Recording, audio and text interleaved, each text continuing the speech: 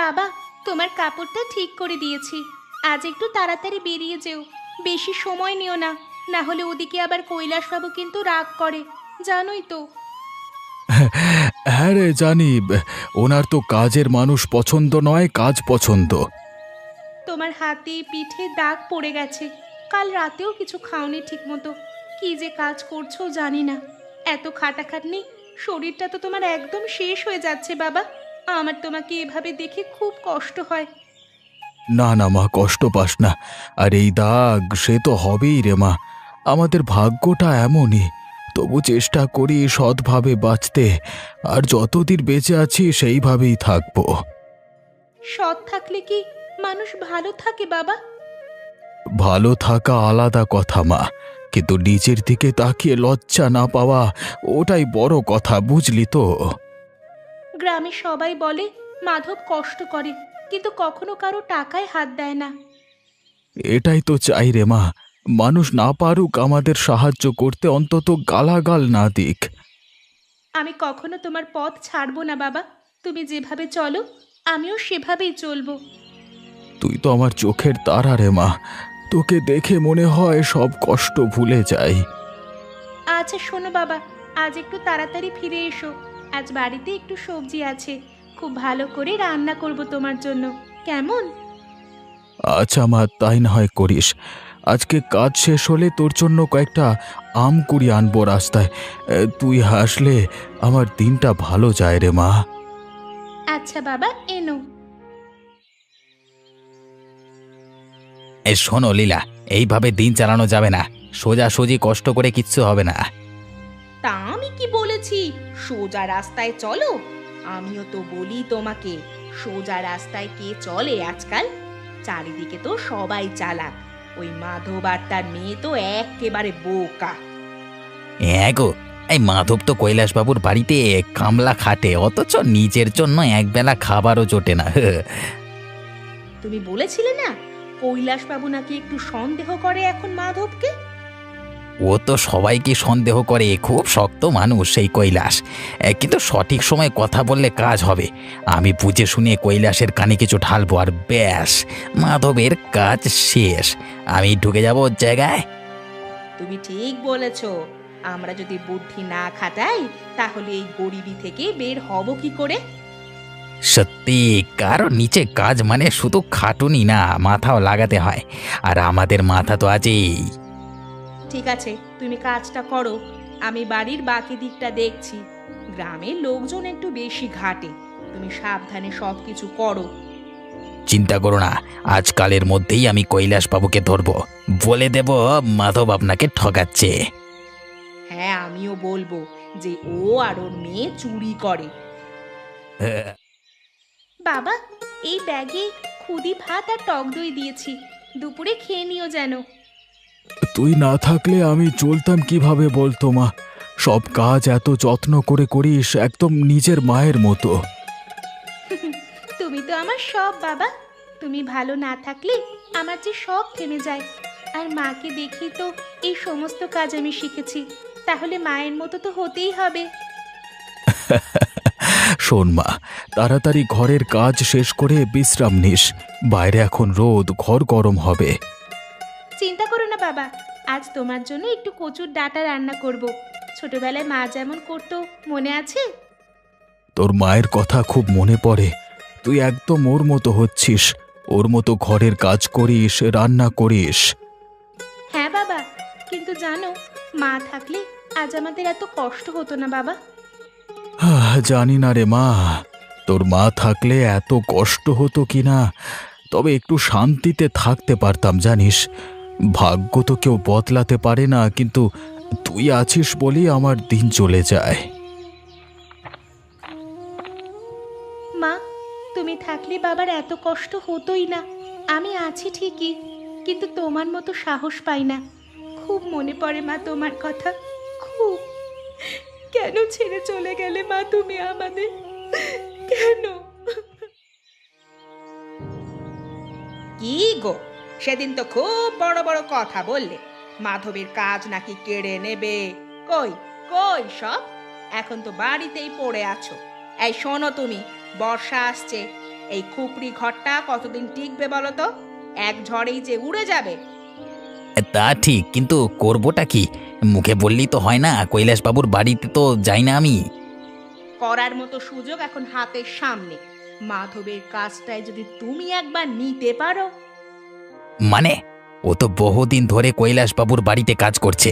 সেদিন হুজুগে বলে ফেলেছিলাম ঠিকই, কিন্তু কিভাবে কি করব বুঝতে পারছি না। তাই তো বলছি গো, যদি একটু কান ফোটানো যায়, একটু সন্দেহ ঢুকিয়ে দিলেই তো ওকে সরিয়ে তোমার জায়গা করে নিতে কতক্ষণ। ভাবনাটা খারাপ না, কিন্তু কৈলাসবাবু তো সহজে কাউকে বিশ্বাস করে না।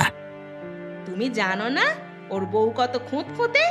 আমি যদি গিয়ে বলি মাধবের মেয়ে গাঁয়ের অনেক ছেলেদের সঙ্গে ঘোরে আর মাধব নাকি রাতে খাবার চুরি করে নিয়ে যায়, তাহলেই তো ব্যাস, ওই কথা শুনি ওকে তাড়াবে। আর তারপরেই তুমি সোজা ঢুকে পড়বে ওর জায়গায়। শুধু কামলা না, ওদের দাওয়ায়ও থাকতে পারবে। দারুণ বুদ্ধি দিলে তো লীলা। বর্ষা আসছে, ছাদ চাই, কাজ চাই। কালই আমি কৈলাসবাবুর সঙ্গে কথা বলবো। এটাই সময়। বুদ্ধি খাটালে বাঁচা যায়। সৎ থাকলে শুধু পেট খালি থাকে, বুঝেছ?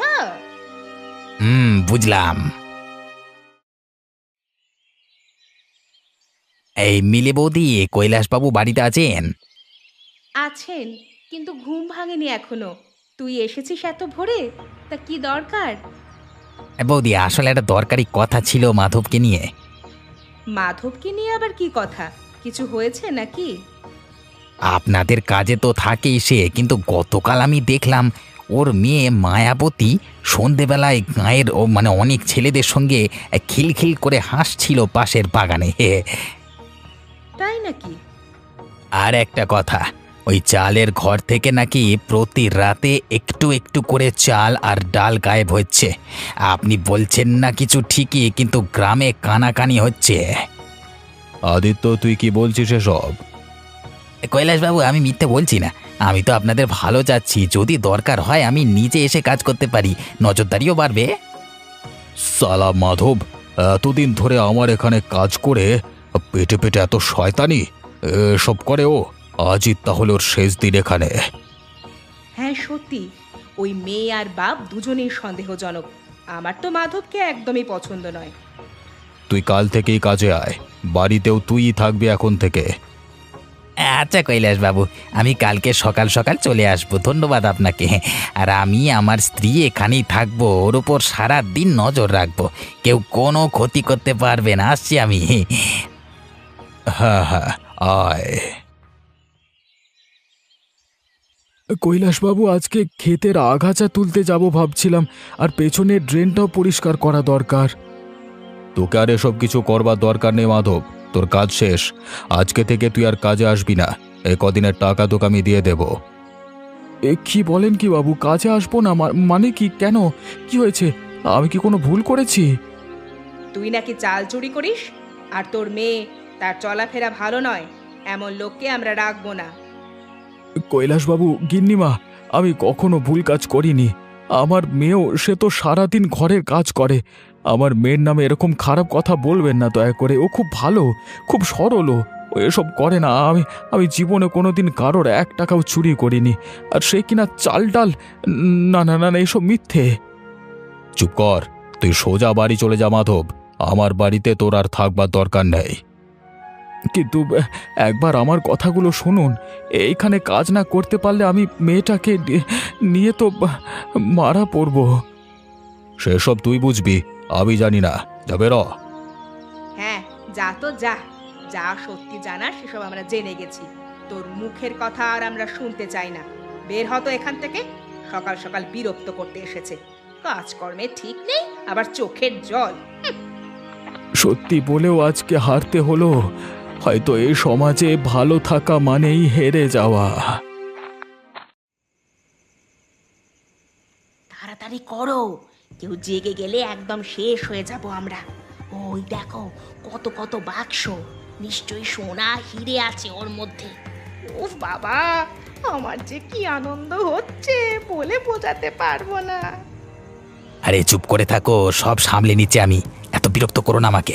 আর তুমি এত কথা বললে এখনই কেউ উঠে পড়বে, আর ধরলেই না সব শেষ। হ্যাঁ, এই তো এই তো টাকা, একেবারে রূপোর মুদ্রা গো মনে হচ্ছে।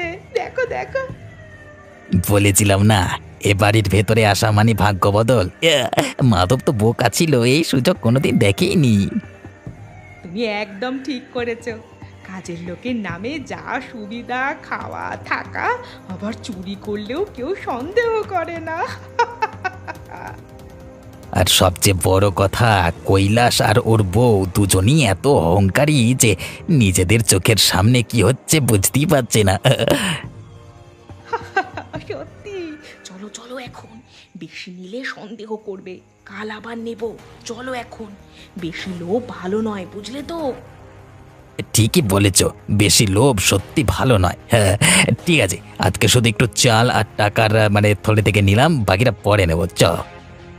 কতদিন পর যেন একটু স্বস্তি লাগছে গো, জানো?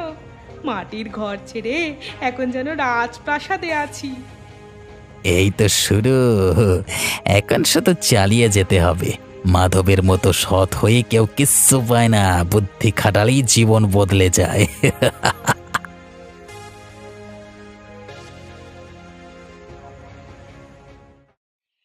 কি গো শুনছো? ঘরের চালের ড্রাম যে ফাঁকা, আর টাকার বাক্সে যেসব রূপোর মুদ্রা ছিল, সোনার মুদ্রা ছিল, সেগুলোও নেই। কি বলছো কি তুমি? রাতে তো কেউ ঘরে আসেনি, আবার কাল কি আদিত্যর বউকে নিয়ে এলো। ওরা দুজন তো বলল বাড়ি পাহারা দেবে ভালো করে, তাহলে কে নিতে পারে এসব? আমার তো মনে হয় তোমার ওই নতুন লোক আদিত্য ছাড়া আর কেউ নয়। গতকাল রাতে বাড়ির ভেতর শুধু ও আর ওর বউ ছিল। ওরা আমাদের বোকা বানিয়েছে। আদিত্য, দাঁড়া! এত বড় সাহস তোদের! গ্রামের মোড়ল কৈলাসকে বোকা বানাচ্ছিস, আবার বাড়িতে থেকে আমার সাথে বেইমানি! তোদের হবে এবার।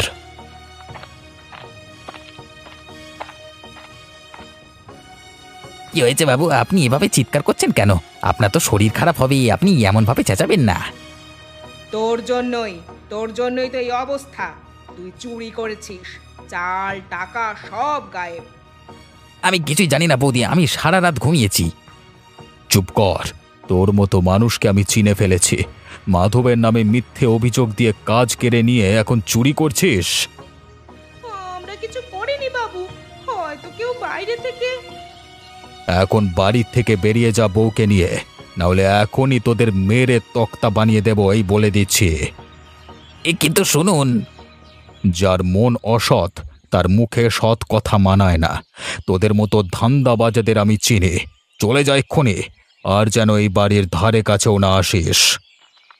সৎ লোককে তাড়িয়ে দিয়ে আমরা কত বড় ভুল করেছি গো। হ্যাঁ, সত্যি।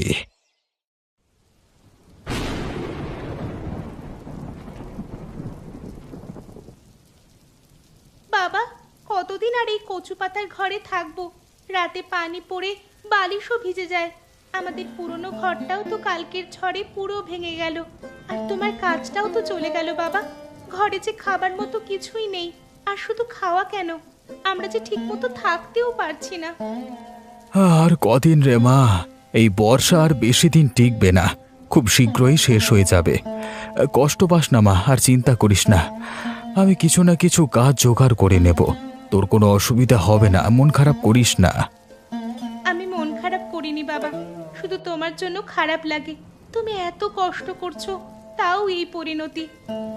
তুই পাশে থাকলে সব কষ্ট হালকা হয়ে যায় রে মা। আমাদের সত্য আর পরিশ্রমী আসল ভরসা। আচ্ছা। এই ভাঙা ঘরটার মধ্যে কত স্মৃতি ছিল, তোর মায়ের শেষ চিঠিটাও বুঝি ভিজে গেছে।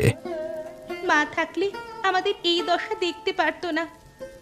তোর মা বলতো, সৎ থাকলে মানুষ হয়তো হারে, কিন্তু মাটি হয় না। আমি সেটাই বিশ্বাস করি। বাবা, আমাদের আবার ঘর হবে না?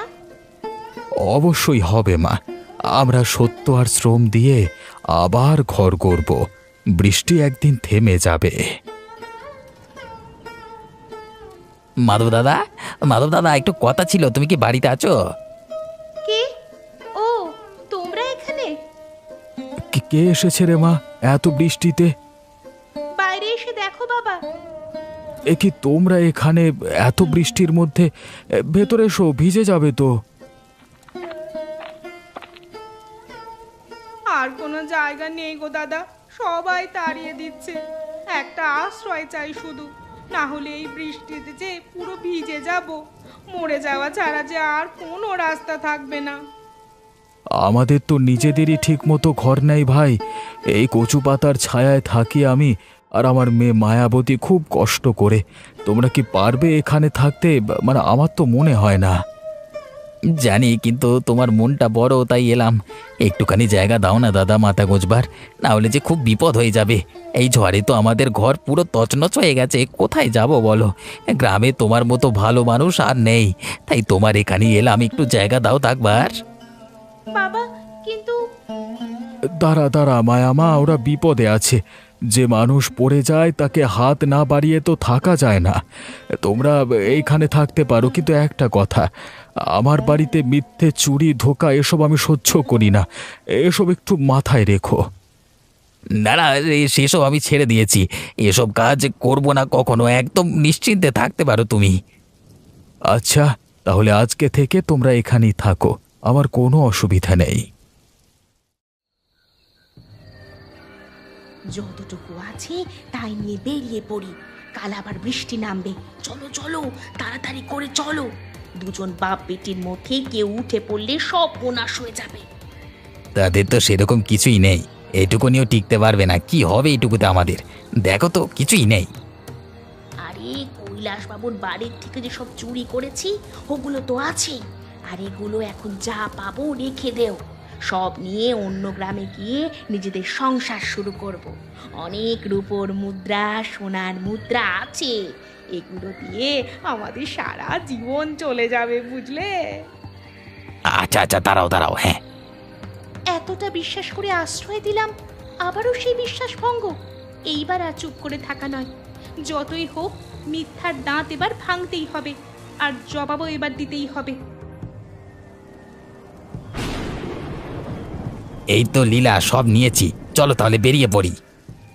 না না, এখন তো আবার বৃষ্টি নামলো। এত অন্ধকারে জল কাদার মধ্যে যাবই বা কোথায়? কিন্তু শোনো, এক কাজ করা যায়। কি কাজ? এই রাতটা আরাম করে মাধবের বাড়িতে ঘুমিয়ে পড়ি, ভোর ভোর করে আমরা বেরিয়ে যাব। তখন আলোতে আমাদের যেতেও সুবিধে হবে, বুঝেছো? আচ্ছা, তাই করবো না হয়, চলো শুয়ে পড়ি। হ্যাঁ, আজকের রাতটাই তোদের শান্তির ঘুমের শেষ রাত। ঘুমিয়ে নে ভালো করে। কাল সকালে আমি বাবাকে নিয়ে সোজা যাব গ্রামের মোড়লের বাড়িতে, আর তোদের বিরুদ্ধে বিচার চাইব, তোদের এই গ্রাম থেকে বেরিয়ে যাওয়ার আগেই। কি রে মা, এত সকাল সকাল কোথায় নিয়ে যাচ্ছিস আমাকে? হ্যাঁ, লীলা বৌদি এবং আদিত্য দাদার মিথ্যে ফাঁস করব। ওরা কাল রাতেও আমাদের বাড়িতে জিনিস চুরি করতে এসেছিল, আমি নিজের চোখে দেখেছি। তাই এখন কৈলাসবাবুর কাছে যাচ্ছি বিচার চাইতে। কি? কিন্তু তুই ঠিক করছিস তো মা? আজ আর চুপ করে থাকবো না বাবা, সত্যিটা বের করে আনতেই হবে। কৈলাসবাবু শুনুন। এত সকালে কি ব্যাপার? একটু শান্তিতে ঘুমাতেও দেবে না? কৈলাসবাবু, আপনি আমাদের থেকে মুখ ফিরিয়ে নিয়েছিলেন মিথ্যে অভিযোগে। আজ আমি প্রমাণ সহ বলতে এসেছি কে আসল দোষী। কি বলতে চাও তুমি? আপনার বাড়ি থেকে যেদিন চুরি হয়েছিল তার আসল দায়ী আদিত্য এবং লীলা। আপনি যাদের বিশ্বাস করে আমাদের দূর করিয়ে দিয়েছিলেন তারাই আপনার সম্পত্তি লুটেছিল। হ্যাঁ, সেটা আমি জানি, তাই ওদের দুজনকে আমি তাড়িয়ে দিয়েছি এ বাড়ি থেকে। তারা তারপর আমাদের বাড়িতে আশ্রয় নিয়েছিল। বাবা ভালো মানুষ, তাই ওদের ফিরিয়ে দেয়নি। ভেবেছিলাম ওরা ভালো হয়ে গেছে, কিন্তু না, কাল রাতে ওরা আবারও আমাদের বাড়িতে যেটুকু জিনিস ছিল সে সমস্ত কিছু চুরি করে, আর আজকে পালিয়ে যাওয়ার পরিকল্পনাও করে। তাই ওদের বের হওয়ার আগেই আমি চলে এলাম। এত বড় প্রতারণা! ওরা আবারও একই কাজ করেছে। ওদের সত্যি শিক্ষা হয়নি। আমরা আগে কিছুই বলিনি, কারণ ভাবছিলাম যদি মানুষ বদলায়, কিন্তু আবারও না না, এবার আর ছাড়বো না। সত্যকে ঠকিয়ে চলা যায় না, ওদের জবাব দিতেই হবে। তোরা আমার বিশ্বাস ভেঙেছিস, একবার নয় বারবার। আমি তোকে কাজ দিলাম, আশ্রয় দিলাম, আর তুই? বাবু একটা ভুল হয়ে গেছে, লোভে, কিন্তু এবার ক্ষমা করে দিন। আমরা আর কখনো এমন করব না, দয়া করুন। দয়া? তোদের জন্য আমি একজন সৎ মানুষকে অপমান করলাম, বাড়ি থেকে তাড়ালাম। তোরাই বল, তোদের আমি কি শাস্তি দেব? চুরি করিয়ে যদি রক্ষে পায়, তবে বাকি সবাই সৎ কেন থাকবে? এইসব লোকেদের গ্রাম থেকে তাড়ান। আজই তোদের এই গ্রাম ছাড়তে হবে। এই মাটিতে তোদের জন্য আর জায়গা নেই। সৎ মানুষের ভেতরে মিথ্যের বিষ আমি সহ্য করব না। আমরা চলে যাচ্ছি বাবু, কিন্তু যদি কখনো ক্ষমা করেন। ক্ষমা তোরা পাবি না কোনোদিনই, অন্তত এই গ্রামে আর নয়। আমি খুব বড় ভুল করেছিলাম মাধব। আজকে তোদের সামনে মাথা নিচু করছি। তুই সত্যি একজন মহান মানুষ। আমি শুধু চেষ্টা করি সৎ থাকতে বাবু। ক্ষমা চাই না, শুধু চাই মানুষ মানুষকে বিশ্বাস করুক।